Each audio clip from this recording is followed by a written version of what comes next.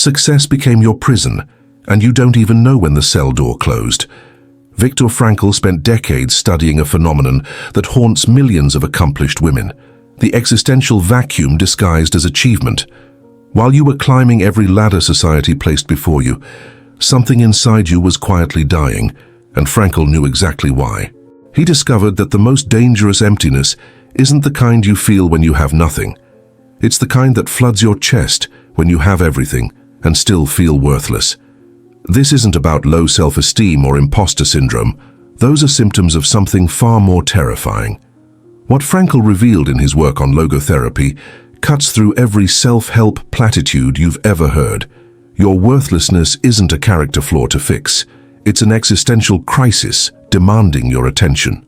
The women who feel this most intensely are often the ones who've done everything right, and that's precisely the problem.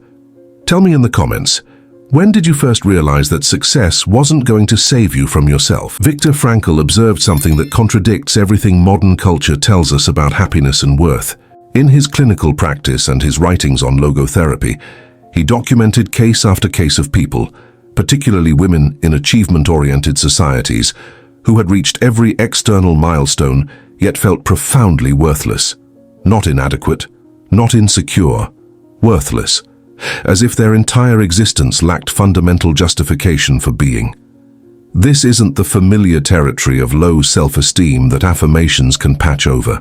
Frankl was describing what he called the existential vacuum, a state of inner emptiness that no amount of external validation can fill, because the emptiness exists at the level of meaning, not achievement.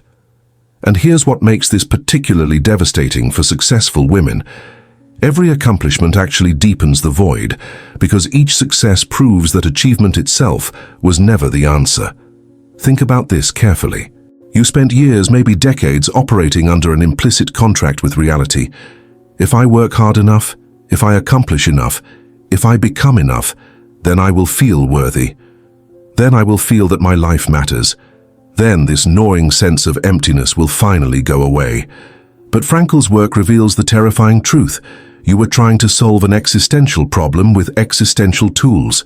You were trying to answer the question, why does my life matter, with the answer, because I achieved things. And meaning doesn't work that way. In his writings, Frankl emphasized that the existential vacuum manifests most painfully not in poverty or hardship, but in affluence and success. When you have nothing, you can tell yourself that fulfillment is waiting on the other side of achievement. But when you have everything and still feel empty, you can no longer hide from the real question, what is the meaning of my existence beyond what I produce? This is where successful women often find themselves trapped in a psychological paradox. You've been conditioned by family, by culture, by internalized patriarchal structures to derive worth from productivity, appearance, achievement, and the approval of others. So you optimized yourself. You became the perfect employee, the perfect daughter, the perfect partner, the perfect mother if you have children. You made yourself into an achievement machine, and the machine is running beautifully, except the person inside it feels like she's disappearing. Frankl would say this disappearance is actually a symptom of a life lived without personal meaning. Not the meanings handed to you, career success, social status, being needed by others, but the meaning you choose for yourself. The meaning that emerges from your unique existence, your specific values, your irreplaceable perspective on what matters. When you live entirely according to meanings imposed from outside, you can succeed at everything and still feel like nothing. Here's what's particularly insidious. Successful women often mistake existential emptiness for personal failure. You think, I must be broken, I have everything. Why do I feel this way? So you try to fix yourself. More therapy focused on building self-esteem. More achievements to prove your worth. More productivity to justify your existence. More self-improvement to become someone who finally feels fulfilled. But Frankl's logotherapy suggests you're not broken. You're existentially starved. You're not failing at life, you're succeeding at the wrong life. The worthlessness you feel isn't irrational. It's your psyche's way of telling you that you're living a life disconnected from personal meaning. That you've become very good at meeting external standards while abandoning your internal compass. That you've optimized for achievement while atrophying your capacity to ask, what do I actually find meaningful? What would I pursue if no one was watching or approving? Frankl's work emphasized that human beings are fundamentally meaning-seeking creatures. We can survive almost any hardship if we have a reason to survive. But we cannot thrive. We can barely exist in a life that feels meaningless regardless of how successful it looks from the outside. And modern culture offers women a particularly cruel trap. We give you narrow pathways to prove your worth through achievement, and then we're shocked when you feel worthless despite achieving everything. Let me be specific about how this manifests. You wake up in a life you worked hard to build, the career, the relationship, the home, the body, the social circle, and you feel like you're watching someone else's life. You perform the routines, you meet the obligations, you maintain the image, but there's no one home. The person you're doing all this for, the person you're trying to prove something to, the person whose approval would finally make you feel worthy, she doesn't exist. You've been running a race toward a finish line that keeps receding because the race itself is the wrong journey. Frankl would ask you, what would you do if you couldn't fail? Not in the motivational poster sense, but existentially. If your worth was already given, already complete, not dependent on outcomes or achievements, what would you pursue simply because it feels meaningful to you? Most successful women I've encountered can't answer this question. They can tell you what they should do, what would be impressive, what would be responsible, what others need from them. But what they personally find meaningful, what calls to them beyond social approval, silence, decades of achievement, and beneath it all, existential silence. This is the psychology of women who feel worthless despite their success. They've become estranged from their own will to meaning. They've outsourced the question of what matters to external authorities, employers, partners, parents, culture, social media, and then they wonder why life feels hollow, even when it looks full. They've achieved everything except the one thing Frankl said was essential, the sense that their life is expressing something uniquely theirs, something that couldn't exist if they didn't exist. Here's where it gets even more complex. Many successful women were rewarded from early age for suppressing their own meanings in favor of external expectations. You learned that love, approval, and safety came from being who others needed you to be. So you got very good at reading the room, adapting to expectations, performing excellence in prescribed ways. You learned to make yourself valuable by making yourself useful.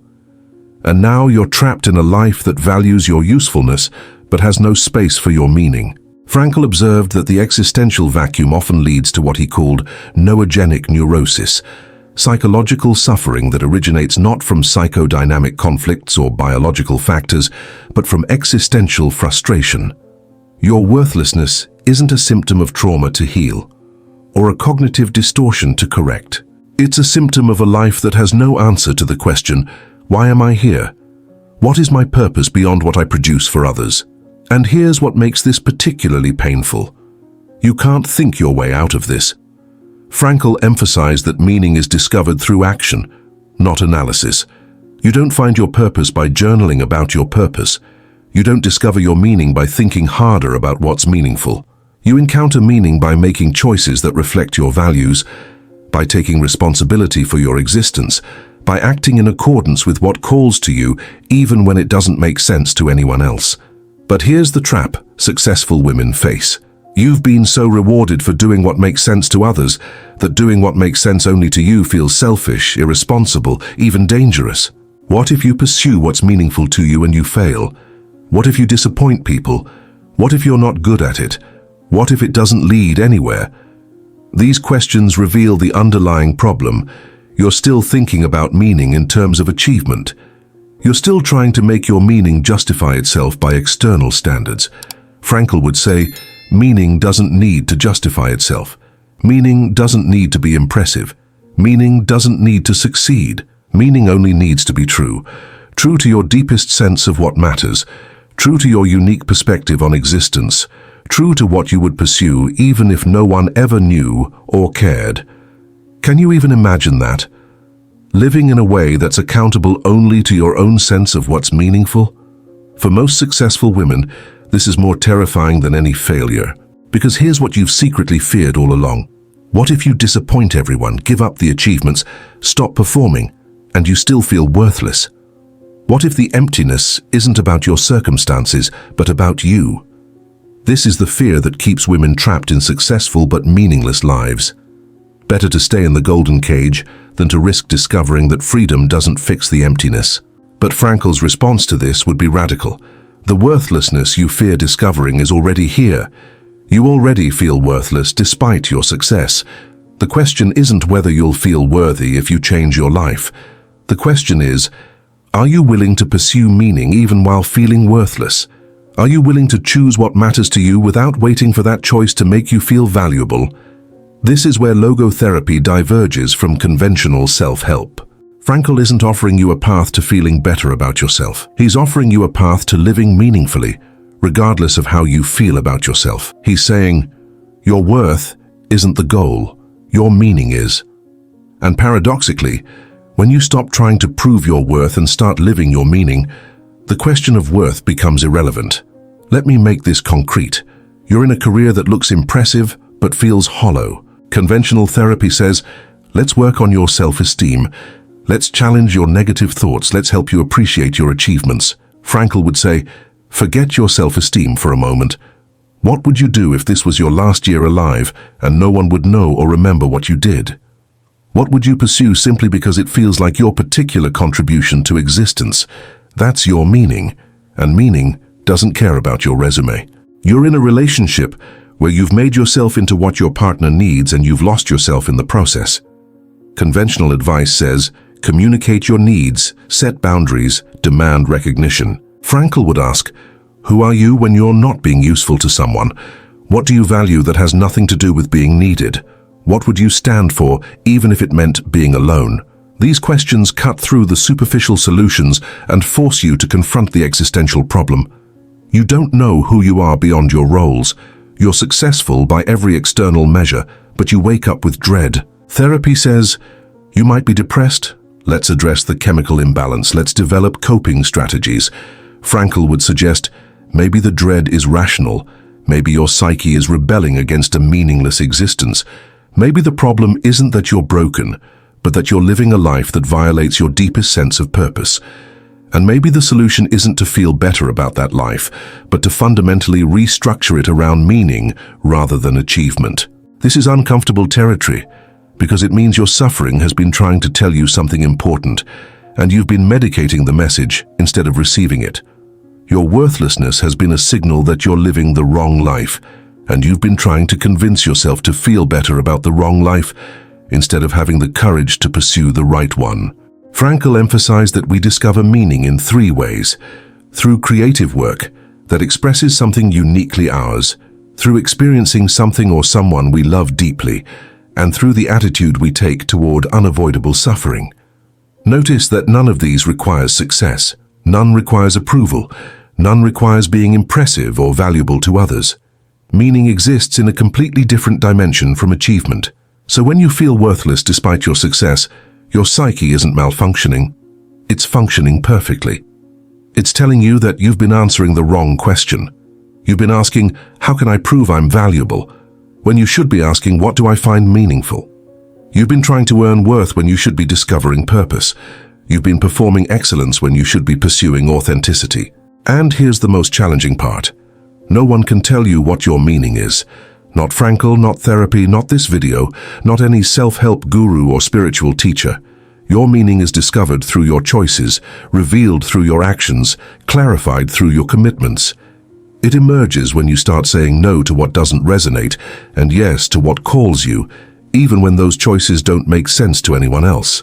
This requires something that successful women often lack: the willingness to disappoint people, the willingness to be misunderstood, the willingness to pursue something that might not work out, that might not be impressive, that might not justify itself by external standards.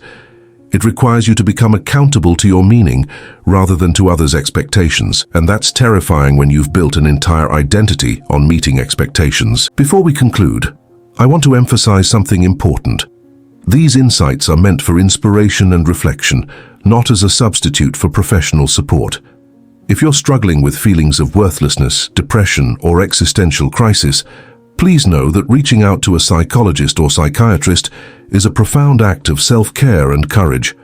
Professional support can provide you with personalized guidance through these complex psychological territories. There's no shame in needing help. In fact, seeking help is one of the most meaningful choices you can make for yourself. But let's be honest about what's at stake. You could continue performing success while feeling worthless, hoping that eventually the emptiness will go away on its own. You could keep optimizing, achieving, impressing, adapting, doing everything except the one thing that matters, choosing your meaning. Or you could do something far more frightening and far more necessary. You could stop trying to prove your worth and start living your purpose. This doesn't mean quitting your job or blowing up your life. It means becoming willing to reorganize your life around what's meaningful to you rather than around what's expected of you. It means taking small actions that express your values even when no one sees or rewards them.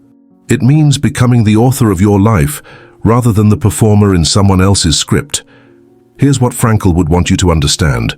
The worthlessness you feel isn't your final truth. It's your current truth because you're living a life disconnected from personal meaning. But meaning is always available, not as a distant goal to achieve, but as a present reality to choose.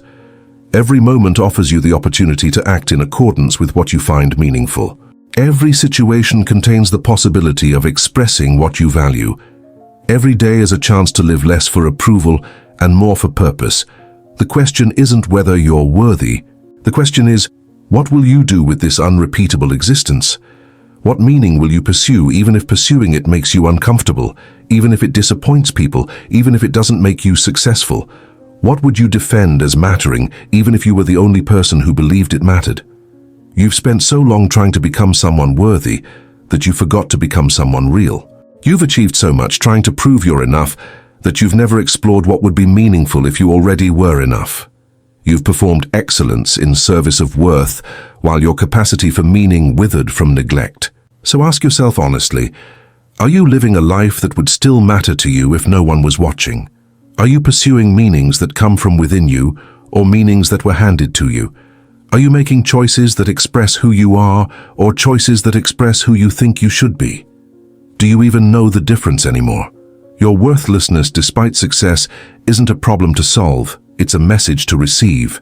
It's your psyche telling you that achievement without meaning is just exhaustion with better branding.